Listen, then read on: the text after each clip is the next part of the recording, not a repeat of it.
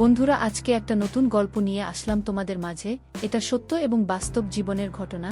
শেষ পর্যন্ত শোনার অনুরোধ রইল। শুনলে তোমার মধু চলে আসবে। দেরি না করে চলো শুরু করা যাক। একটা পার্টি অনুষ্ঠানে নাচগান করতে হবে বলে 5 জন ছেলে আমাকে একটি পার্টি অনুষ্ঠানে নিয়ে গেল। সেখানে আমি গিয়ে দেখলাম পার্টি অনুষ্ঠান তো দূরের কথা, সেখানে কিছুই নেই। তারপর তারা আমাকে একটি রুমে বসতে দিল। কিছুক্ষণ পর তারা আমার সাথে এমন কিছু করল যা শুনলে বন্ধুরা তোমাদের মাথা গরম হয়ে যাবে।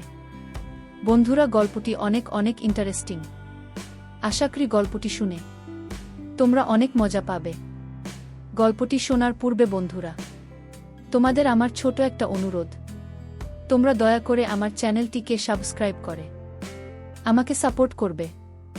হ্যালো বন্ধুরা, আমার নাম মনিকা, আর আমার বয়স তখন মাত্র 22 বছর। আমি গ্র্যাজুয়েশন করেছিলাম, কিন্তু আজকাল স্নাতক কিছুই নয়। বিয়ে করার পরও মানুষ ডিগ্রি হাতে নিয়ে রাস্তায় রাস্তায় ঘুরে বেড়ায়। এটা সঠিক ধারণা আমি তখনই বুঝতে পারি যখন আমি চাকরি খুঁজতে বের হলাম। প্রতিটি কোম্পানির সামনে তরুণ তরুণীদের একটা বিশাল লাইন। এমতাবস্থায় আমার মতো একটা মেয়ে কোথায় চাকরি পাবে যার না আছে কোনো অভিজ্ঞতা, না আছে বড় কোনো ডিগ্রি? কিন্তু একটা চাকরি এই মুহূর্তে আমার খুব প্রয়োজন ছিল, কারণ বাবার মৃত্যুতে আমাদের শিরদাঁড়া ভেঙে গিয়েছিল। বাড়িতে বাবাই একমাত্র উপার্জনকারী ছিলেন, আর আমরা 3 বোন অবিবাহিত ছিলাম। আমার বড় বোন শিক্ষিত ছিল না, তাই রোজগারের দায়িত্ব আমার কাঁধে এসে পড়ে। আমি যখন বাড়ি থেকে বের হলাম, তখন আমি বুঝতে পারলাম বাইরের জগৎটা কত কঠিন। এখন বুঝতে পারলাম বাবা কত কষ্ট করে আমাদের মুখে খাবার তুলে দিতেন। বাবার প্রতি আমার সবসময় রাগ হতো যে তিনি আমাদের ইচ্ছা পূরণ করেন না। আমার আগে মন খারাপ হয়ে যেত, তবুও তিনি আমাকে খুব আদর করে বলতেন, মা, চিন্তা করিস না, একদিন তোর ভাগ্য ফিরবে। কিন্তু সেদিন আর এল না। একদিন বাবা ঘুমের মধ্যে মারা গেলেন। যখন সকালে আমরা বুঝতে পারলাম যে বাবা আর আমাদের মধ্যে নেই, তখন আমরা বুঝতে পেরেছিলাম যে বাবা আমাদের জন্য কতটা জরুরি ছিলেন। অন্তত তিনি আমাদের লোকের কুদৃষ্টি থেকে রক্ষা করতেন, আর খাবারের মতো মৌলিক জিনিস থেকে বঞ্চিত ছিলাম না। বাবার মৃত্যুর পর কয়েকদিন পর্যন্ত আমাদের প্রতিবেশী ও পরিবারের সদস্যরা আমাদের সাহায্য করেছিল, কিন্তু ধীরে ধীরে সবাই যার যার জীবনে ব্যস্ত হয়ে পড়ল। আজকের যুগে খাওয়াতে পারে আমি চাকরির খোঁজে বাড়ি থেকে বেরোতে বাধ্য হয়েছিলাম, এবং আমি বুঝতে পেরেছিলাম যে বাইরের জগৎ নারীদের জন্য কতটা কঠিন। আমি কোনো কোম্পানিতে চাকরি পাইনি। প্রতিটি কোম্পানির বাইরে হাজার হাজার যুবক দাঁড়িয়ে আছে। তারপর আমি বাধ্য হয়ে একটি প্রাইভেট স্কুলে একটি চাকরির জন্য গেলাম। সেখানের অবস্থা আরও খারাপ। অর্ধেক দিনের বেশি কাজ করার পরিবর্তে মাসে মাত্র 6,000 টাকা পাওয়া যেত। সংসার খরচ এই সব টাকা লেগে যেত। এতেও স্কুলের মালিক আমাকে আমার অভিজ্ঞতার কথা জিজ্ঞেস করলে আমি চুপ হয়ে যেতাম, অনেক খোঁজাখুঁজি করেও। তারপর একদিন হঠাৎ স্কুলের মালিক আমাকে চাকরি থেকে বের করে দেয়। এখন আমি কি করব বুঝে উঠতে পারছি না। অনেক খোঁজাখুঁজি করেও কোনো কাজ পাচ্ছিলাম না। অনেক খোঁজাখুঁজির পর আমার এক বন্ধুর ভাইয়ের মাধ্যমে আমি একটি পিৎজা হাউসে ওয়েটারের চাকরি পাই, যেখানে সারাক্ষণ পুরুষ মানুষের ভিড় লেগেই থাকত। সেখানে তারা আমাকে একটা কালো রঙের কোট দেয়। প্রতিদিন সেটি পরে আমাকে ডিউটিতে যেতে হবে, যার উপরে পিৎজা হাউসের নাম লেখা ছিল। পরের দিন থেকেই আমাকে কাজের জন্য ডাকা হয়েছিল। পিৎজা হাউসের মালিক ওয়াটারের নামে একটি আধুনিক মেয়ে চেয়েছিলেন। মেয়েটিকে দেখতে যাতে অনেক সুন্দরী হয়, যার কাঁধে চোট চুল ছড়িয়ে থাকবে, এবং সে যেন অনেক মেকআপ করে ডাইনিং হলে দাঁড়িয়ে থাকে। তাদের সমস্ত শর্ত মেনে আমি ইউনিফর্মটি আমার ব্যাগে রেখে বাড়ি ফিরে এলাম। আমি তখনও ঠিক করতে পারিনি যে আমি এই কাজটা করতে চাই কিনা, কারণ এটা আমার জন্য খুব কঠিন কাজ। বাবা থাকতে আমাকে কখনো প্রয়োজন ছাড়া বাড়ি থেকে বেরোতে হয়নি। আর এত আটোসাটো পোশাক পরে এত মানুষের মধ্যে পিৎজা হাউসে দাঁড়িয়ে থাকাটা আমার জন্য খুবই অস্বস্তিকর কাজ ছিল। কিন্তু ভাবার প্রয়োজন, একজন মানুষকে সবকিছু করতে বাধ্য করে। আমি যখন সেখান থেকে বাড়ি ফিরে আসি, তখন আমার মা দরজার দিকে উদ্বিগ্ন হয়ে দাঁড়িয়েছিলেন। আমাকে দেখে তার চোখে জল চলে আসলো। আমি আমার মাকে জিজ্ঞেস করলাম যে, মা, তুমি এখানে এভাবে দাঁড়িয়ে আছো কেন? তখন মা কাঁদতে শুরু করে বলল, মা, কারেন্টের মিটারের লোকেরা এসে আমাদের মিটারের লাইন কেটে দিয়ে গেছে। মায়ের কথা শুনে আমার হৃদয় কেঁপে উঠল। এখন খুব গরম, কারণ ছাড়া বেঁচে থাকা খুব কঠিন। কিন্তু গত 2 মাস ধরে আমরা বিল দিতে পারিনি। সম্ভবত সে কারণেই আমাদের মিটারের লাইনটা কেটে দিয়েছে। মায়ের চোখের জল আমাকে সিদ্ধান্ত নিতে বাধ্য করে।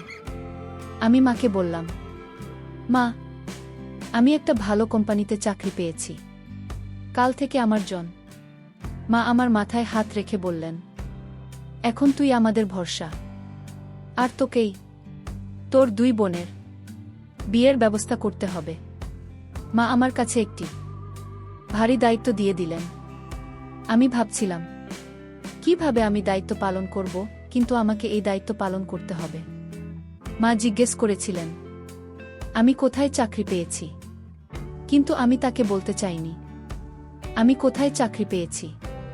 তাই আমি মাকে বললাম যে আমি একটি বড় কোম্পানিতে একটি ভালো পোস্টে চাকরি পেয়েছি। আমার কাজের সময় ছিল বিকাল 3টা থেকে রাত 1-1টা পর্যন্ত। আমি অনেক কষ্টে মাকে এই কথাটা বলেছিলাম। আমার চাকরির সময় জেনে মা অবাক হয়ে আমার দিকে তাকিয়ে বললেন যে এটা কোনো কোম্পানি যেখানে বিকেল 3টায় তাকে কাজে ডাকে। আমি মিথ্যা বলেছিলাম যে এটা একটা মাল্টিন্যাশনাল কোম্পানি, এখানে 24 ঘন্টা কাজ চলে। এই সময়ে আমাদের টাকার এত প্রয়োজন ছিল যে তিনি আমাকে প্রশ্ন করার পরিবর্তে আমার মা আমাকে প্রচুর আশীর্বাদ করলেন। পরের দিন দুপুর 2টায় পিৎজা হাউসের জন্য বেরিয়ে পড়লাম। আমি কি জানতাম এখান থেকেই আমার ভাগ্য আমাকে কোথায় নিয়ে যাবে। পিৎজা হাউসে আসার পর ইউনিফর্ম চেঞ্জ করেছিলাম। ম্যানেজার আমাকে পিৎজা হাউসের দরজায় কাছেই দাস ঘুরিয়ে বললেন, আজ তোমার প্রথম দিন, তাই তুমি ভিতরে আসা যাওয়া সবাইকে সম্মানের সাথে স্বাগত জানাবে। তারপরে আমার দিকে তাকিয়ে সে রেগে বলল, এটা কি রকম হলো? তুমি মেকআপ করে আসলে না কেন? আমি বললাম, সরিষার। তারপর ম্যানেজার আমাকে বলল, তুমি 10 মিনিটের ভিতরে করে আসবে। যাও যাও, তাড়াতাড়ি যাও। ম্যানেজারের কথা শুনে আমি টেনশনে পড়ে গেলাম, কারণ আমার মেকআপ ছিল না। সেখানে উপস্থিত আরেকটি মেয়ে তার মেকআপ নিয়ে এসে আমার মুখে খুব দ্রুত মেকআপ করে দিল। এবং তারপরে আমি যখন আয়নায় নিজেকে দেখলাম, আমি অবাক হয়ে গেলাম। আমি জানতাম না যে আমি এত সুন্দর। আমার গায়ের রং ফর্সা, কিন্তু একটু মেকআপ করার পর আমি পুরোপুরি উজ্জ্বল হয়ে উঠলাম। আয়নায় নিজেকে দেখছিলাম। তখন মেয়েটি বলতে শুরু করল যে এই পিৎজা কোম্পানির মালিক তোমাকে শুধু তোমার সৌন্দর্যের জন্যই তোমাকে এখানে রেখেছে, নইলে কাজ করার জন্য তো অনেক লোক আছে। আমি তখন জানতে পারলাম যে আমি আমার যোগ্যতার জন্য নয়, আমার সৌন্দর্যের কারণেই কাজটি পেয়েছি। কাজের প্রথম দিনটি আমার জন্য খুব কষ্টের ছিল। আমি 3টা থেকে দরজায় দাঁড়িয়ে আছি। এখানে আসা নারী পুরুষদের স্বাগত জানাচ্ছি। মহিলাদের সংখ্যা খুবই কম, বেশিরভাগ পুরুষরাই এখানে আসত। শেষের দিকে আমার পায়ে খুব লাগছিল।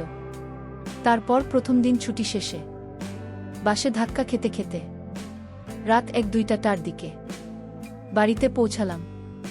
মা জেগে আমার জন্য অপেক্ষা করছিল।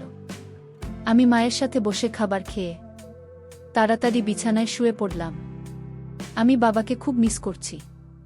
একটু সামান্য বিষয় নিয়ে আমি বাবার সাথে রাগারাগি করতাম। তারপরেও বাবা মাকে সান্ত্বনা দেওয়ার চেষ্টা করত।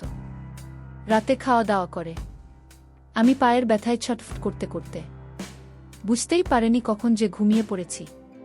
পরের দিন আবার 2টার দিকে বাসা থেকে বের হলাম। আজ আমাকে দরজার কাছে দাঁড় না করিয়ে অর্ডার নেওয়ার কাজটি দেওয়া হয়েছিল। এই কাজটা আমার কাছে প্রথমে কিছুটা সহজ মনে হয়েছিল, কিন্তু কিছু সময় পর বুঝেছিলাম এই কাজটা মোটেও সহজ নয়। আমি যার কাছে অর্ডার নিতে যেতাম প্রায় পুরুষরাই আমার দিকে হা করে তাকিয়ে থাকত, আর আমাকে এটা সেটা জিজ্ঞেস করত আর হাসত, এবং জবাবে আমাকেও হাসতে হতো, কারণ এটাই এখানে কাজের নিয়ম। তারা ইচ্ছাকৃতভাবে অর্ডার দিতে অনেক সময় নিত। মাঝে মাঝে অর্ডার দেওয়ার সময় আমার এত কাছে আসত যে তখন আমার খুব খারাপ লাগত। এখন আমি ভালোই বুঝতে পারছি যে এই পিৎজা হাউসটি ওয়েটারের কারণে চলত, কারণ এখানে প্রায় সবগুলো ওয়েটার সুন্দরী সুন্দরী মেয়ে, যে কারণে এখানে বেশিরভাগ পুরুষই আসত শুধুমাত্র মেয়েদের জন্য। এভাবেই চলছিল আমার চাকরি। আমি সেখানে খুব ভালোই ছিলাম। এভাবে চলতে চলতে আমার চাকরির প্রায় 1 মাস হয়ে গেল। সেই 1 মাসে অনেক কিছু ঘটে যা আমার জন্য খুবই অদ্ভুত ছিল। পুরুষদের অর্ডার দেওয়ার অজুহাতে কাছে আসা এবং ডবল মিনিং যুক্ত শব্দ ব্যবহার করা। কিন্তু এই চাকরির সবচেয়ে ভালো জিনিস হল বেতন ছাড়াও এই 1 মাসে প্রচুর টিপসের টাকা জোগাড় হয়েছিল। সেই টাকায় আমি বিদ্যুতের বিল মেটাতে ব্যবহার করি। ধীরে ধীরে পিৎজা হাউসের পরিবেশে অভ্যস্ত হয়ে পড়ি চাকরি করতে করতে। এরই মাঝে আমি একটি অদ্ভুত ব্যাপার লক্ষ্য করতাম। প্রতিদিন সন্ধ্যায় 5 জন ছেলে পিৎজা খেতে আসত কোনার টেবিলে বসতে। সেই টেবিলটা ছিল আমার ভাগে। আমি প্রতিদিন তাদের কাছে অর্ডার নিতে যেতাম। তারা 5 জনই 20 থেকে 22 বছর বয়সী, যারা আমার দিকে গভীর দৃষ্টিতে তাকাত। আজও যখন আমি তাদের কাছে অর্ডার নিতে গেলাম, তাদের একজন জিজ্ঞেস করে, তুমি এখানে বাধ্য হয়ে কাজ করো তাই না? আমি হ্যাঁ বলে দিলাম। সে সাথে সাথে তার কার্ডটি বের করে আমার সামনে রেখে বলল, তোমাকে খুব ভদ্র মেয়ে বলে মনে হচ্ছে।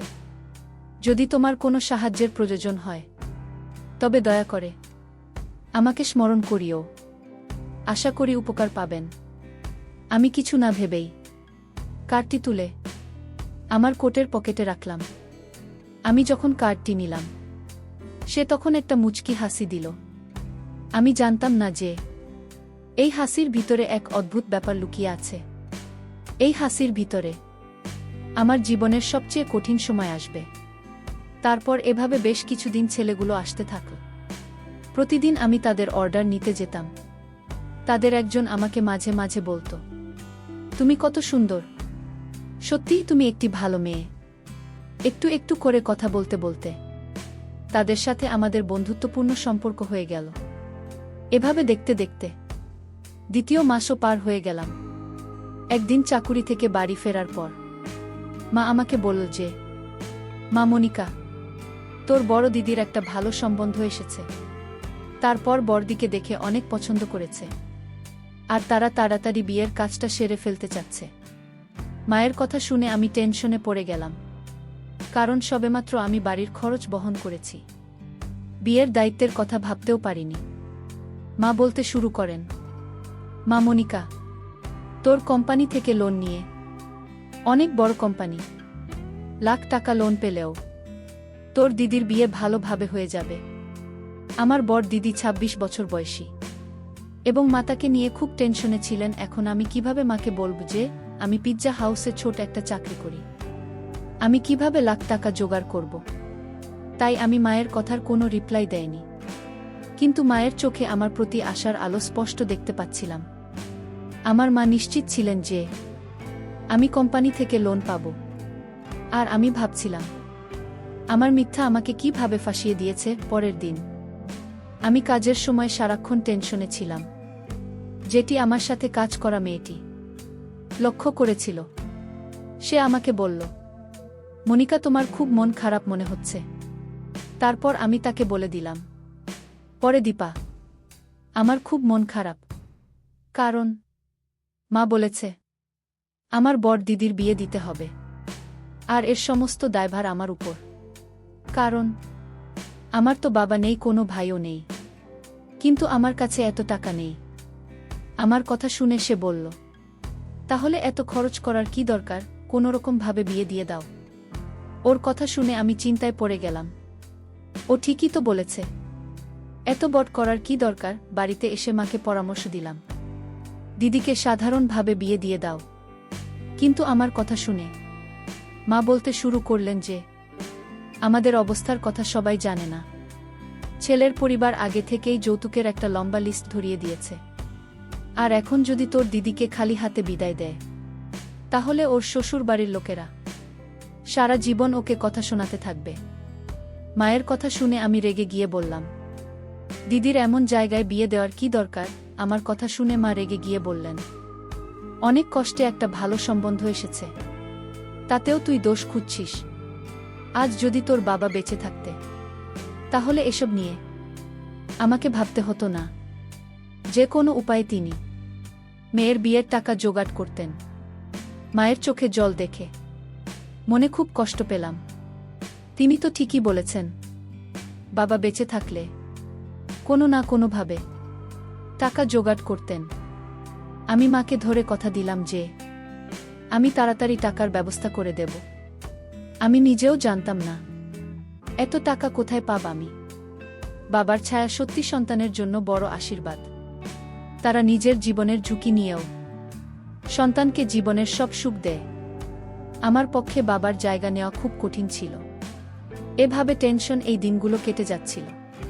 পিৎজা হাউসের ম্যানেজারের সাথে থাকার কথা বলেছিলাম, কিন্তু আমার কথা শুনে তিনি এমনভাবে আমার দিকে তাকালেন যে আমি নিজেই খুব হতবাক হলাম। কোথায় পাবো আমি এত টাকা, বুঝে উঠতে পারছিলাম না। আর এদিকে প্রতিদিন ওই 5 জন ছেলে একসাথে আমাদের পিৎজা হাউসে পিৎজা খেতে আসত। একদিন পিৎজা খেতে এসে দেখল যে আমার মন খুব খারাপ। তারপর একটি ছেলে আমাকে জিজ্ঞেস করল, এই যে মনিকা ম্যাডাম, আপনার কি খুব মন খারাপ? আমি বললাম, জি ভাইয়া, আমার মন খুব খারাপ। তখন একটি ছেলে আমাকে জিজ্ঞেস করল, ম্যাডাম কেন আপনার মন খারাপ, একটু জানতে পারি? তখন আমি আমার বোনের বিয়ের এত টাকা লাগবে, মানে আমি আমার সমস্ত বিষয় তার কাছে বিস্তারিত বললাম। তারপর ওই 5 জন ছেলের মধ্যে একটি ছেলে আমাকে বলল, আমি তোমার সমস্যাটা বুঝতে পেরেছি, কিন্তু এখানে টাকা পয়সার ব্যাপার তো।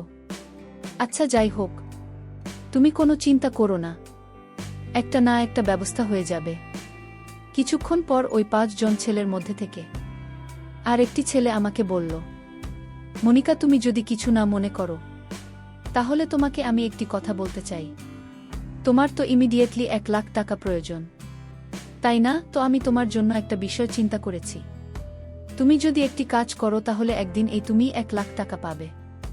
আমি বললাম, কি কাজ ভাই? তখন ওই ছেলেটি বলল, তোমাকে বেশি কিছু করতে হবে না।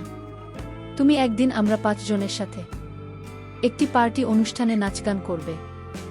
জাস্ট এইটুকু করলেই তোমাকে আমরা 1 লাখ টাকা দিয়ে দিব। আমি মনে মনে ভাবলাম, তাদের প্রস্তাবটা খারাপ না। একদিন না হয় তাদের সাথে আমি একটু নাচ গান করলাম পার্টি অনুষ্ঠানে, বিনিময়ে তো আমি 1 লাখ টাকা পাব। আর এতে আমার বোনের বিবাহ খুব সুন্দর করে হয়ে যাবে, মায়ের দুঃখ বুঝতে পারব।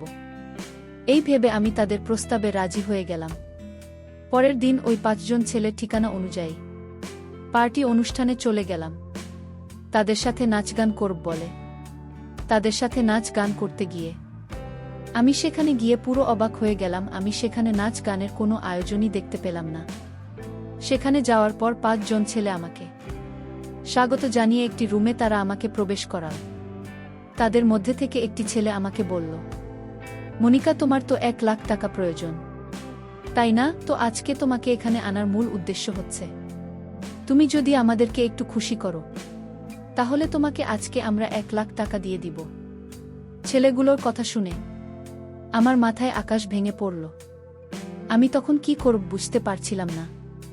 পরিস্থিতি এমন পর্যায়ে গিয়েছিল, যদি আমি সেখান থেকে বেঁকে যাই, তাহলে হয়তো ওরা আমার অবস্থা আরও খারাপ করে ফেলবে।